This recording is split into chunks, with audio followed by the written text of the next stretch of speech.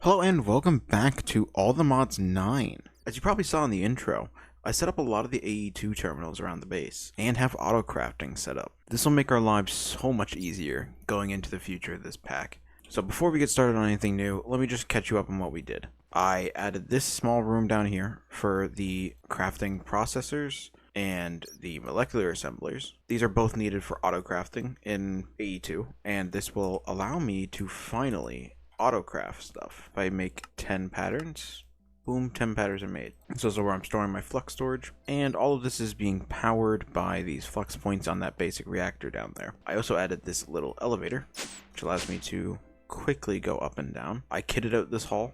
I think it looks pretty good now, including like setting these in the wall and setting up all their pattern providers. Dimensional miner's been hard at work. I got plenty of resources here. As for goals in this episode, I believe that we need more power, so I'm going to set up a second reactor, and I want it to be blazing tier, which if we check this here means I need blazing crystals, which means I need to energize. So first thing on the docket is to set up an energizing array. So what we need for that is we need a energizing orb, and I guess we can go with just one energizing rod, I think. Make a starter, upgrade that to basic. What am I missing? Quartz.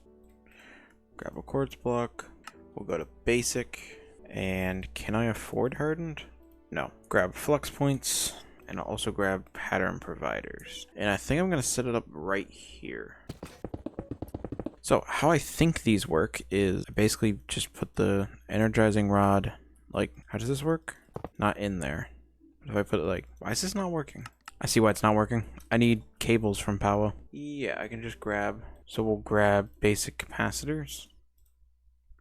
I need the one batch. So the way I think this works, the way it works in my head is like I'll line this with a bunch of energizers. Think I can literally just like this, put it like that, grab the wrench, output. So what I'm thinking this does is this will push into the energizing orb, this will charge, and when it's ready, it'll pipe back out, back in. That worked, and that went in. Perfect. That's exactly how I was hoping it would work. Fantastic. All right, I'm finally done with this energizer setup, and as you saw through like the trial and error part that I'm showing now, this thing's annoying as hell. I can't figure out a way to make these power rods only go to one. I'm sure there is a way, like maybe this wrench. Actually, maybe it is the wrench. No, it's not the wrench, I don't think. It is what it is now. It's very simple. The way this works is you put an item in here, grab, I don't know, a blaze rod. We put an item in, all the rods are powering it, and once it hits a certain energy requirement, it becomes its new item, which in this case was a blazing crystal, which is what we need for the next tier reactor. And this continues up the row until you get to something like the nitro. Nitro crystals require a block of blazing crystal for 16, 2 blocks of redstone, and a nether star, and a lot of energy. And nitro is the top tier. We can go up to spirited if we really wanted, but niotic is going to be our cutoff point anyways because it requires diamonds. We don't have diamonds. Alright, now that we have the crafting recipes for the capacitors in, we're going to need a recipe for the reactor and the lower versions of the reactors. We're already almost full on our first assembler set, so we're going to have to upgrade this soon. But if I coded this all correctly, not coded, but put it all in, I should be able to just request 36 blazing. Oh, I'm out of iron. I have upstairs, I think, and blaze rods I definitely have. Alright, I went and grabbed the other materials that I was missing. I should be able to craft this now. Does look like I have all of it. It's just going to take a little bit to craft. Alright, after a bit of waiting, we have our blazing reactor. And if I go just across from this one, so I think here, You may notice that it looks identical, but I believe this is just going to produce us more power. Yeah, 10k is the max we can do, whereas this one maxed out at 1k. So it's about 10 times as powerful. So we're going to set up the reactor in a similar way, but not the same. In fact, we're actually going to set it up a little bit differently. I believe that's the center of the reactor. No, that's the center. What I want to do is I want to expose the entire bottom. That way I can take the sink and hide it down here. That input, that is all the water put in. And I'll have an export bus leading this way too. And I'll actually do the same thing on this side. And if I put in, first of all, dry ice, coal, redstone, and the uraninite, it fills up. That's much more power than I was making before.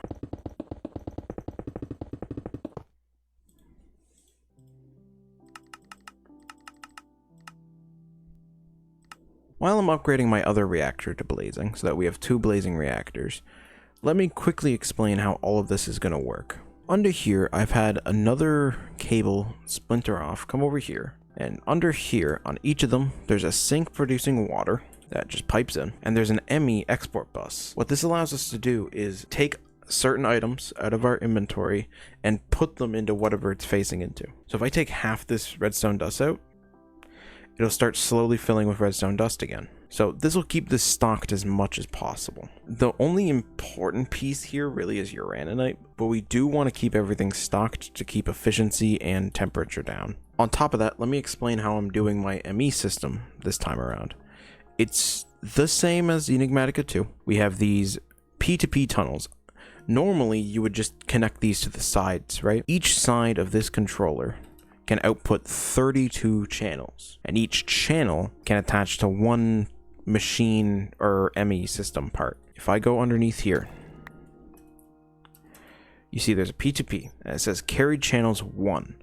That's because it's connected to this crafting terminal, which is taking up a channel. Down this way, we have another P2P channel that has 4. That's because there's 4 pattern providers connected to that one P2P tunnel. Normally, you would only have 32 to go along one of these dense smart cables, and then you'd have to have wires everywhere. It'd be a giant mess. So to get around that, we use P2P tunnels, because these basically densen the 32 from the side of this controller into one channel to be sent along one, and then to open up on another side, almost like a portal, relate it to that way. This allows us to have 1,000 channels, where normally we'd only be able to have 32. This is very useful pretty much everywhere. It's just a bit of a pain to set up, but once it's set up, it's really useful, and I highly recommend this system.